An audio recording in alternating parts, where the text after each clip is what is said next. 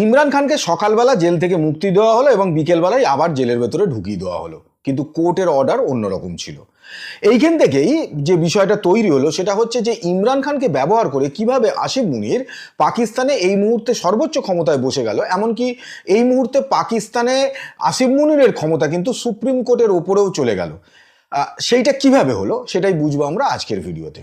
দেখুন, লাস্ট ইয়ারে 27তম constitution amendment Pakistan already করে রেখেছিল এবং এই 20 তারিখে এসে 20শে আগস্ট সেইটা পার্লামেন্টে অ্যাপ্রুভাল পেয়ে গেল এবং সেখান থেকে এইটা আইন হয়ে গেল।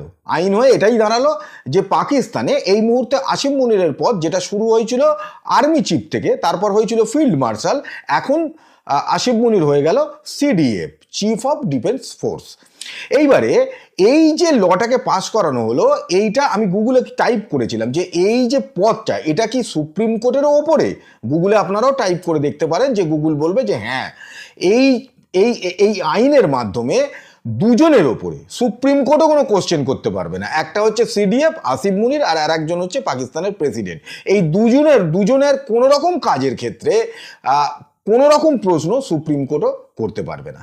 এইটা কিন্তু এই ভিডিওর আলোচ্য বিষয় নয়। বা এই যে ক্ষমতাটা আসিফ মুনির পেল, এটা কিভাবে ইমরান খানকে ইউজ করা হলো। অনেক দিন ধরেই ইমরান খানের শরীর খারাপ, এই ইস্যুতে নানান রকম আন্দোলন হয়েছে, তার পরিবারের তরফ থেকেও বারে বারে এটা বলা হয়েছে যে ইমরান খানকে হসপিটালে পাঠানো দরকার। হঠাৎ করেই দেখা গেল যে এই 18ই আগস্ট পাকিস্তানের সুপ্রিম কোর্ট রায় দিল যে আগামী 48 ঘন্টার মধ্যে ইমরান খানকে হসপিটালে পাঠাতে হবে এবং ইমরান খান হসপিটালে থাকবে 16ই সেপ্টেম্বর অবধি। এইটা ইমরান খানের যে হেলথ ইস্যু সেইটার ওপর ভর করেই কিন্তু কোর্ট এই রায়টা দিল। এবং এইখানে কোর্টের বক্তব্য ছিল যে যেহেতু ইমরান খানের ডান দিকের চোখের মাত্র 15% আর দৃষ্টিশক্তি আছে, তাই এটা ভীষণভাবেই ইমরান খানের জন্য একটা আতঙ্কের বিষয়।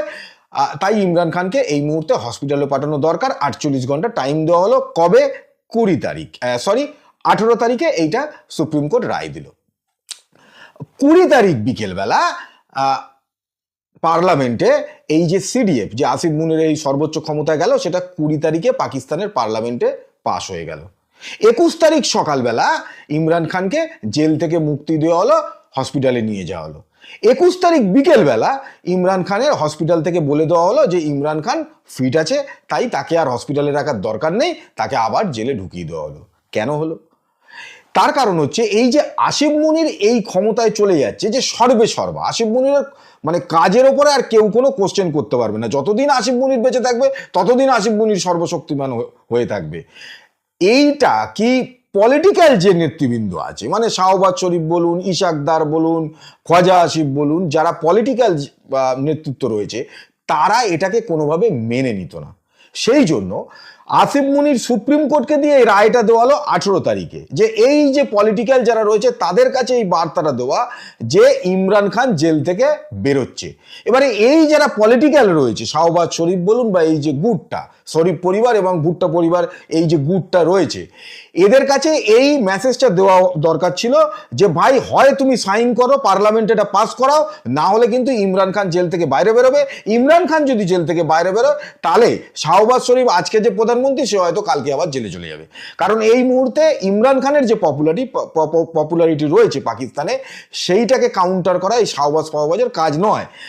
সেই কারণেই ইমরান খানকে অবৈধভাবে জেলে ঢুকিয়ে রাখা হয়েছিল।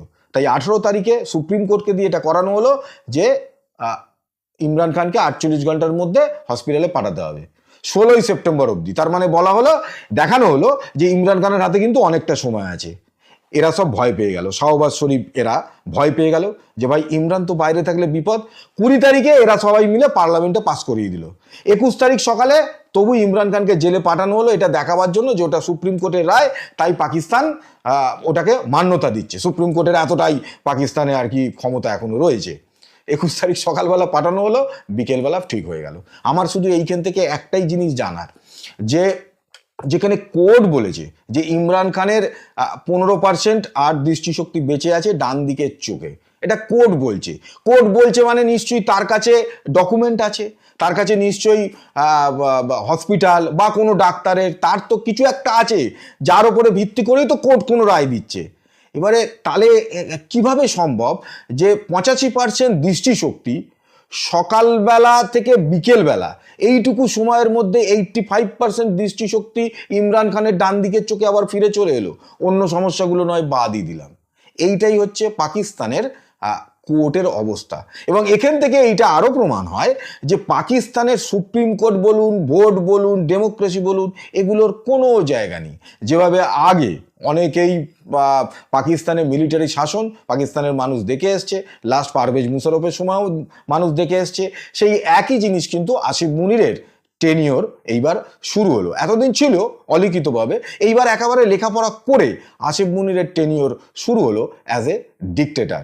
এবং আসিফ মুনির যে এই ডিক্টেটার হতে পারলো সেটা কিন্তু ইমরান খানকে ইউজ করেই এটা হলো। যদিও ইমরান খান যে মুহূর্তে কোর্ট রায় দিয়েছিল যে ইমরান খানকে ছেড়ে দিতে হবে, সঙ্গে সঙ্গে কিন্তু একটা জিনিস মিডিয়ায় চালু হয়ে গেছিল যে নিশ্চয়ই ইমরান খানের পার্টি পিটিআই এবং আসিফ মুনিরের মধ্যে একটা নিশ্চয়ই ডিল হয়েছে।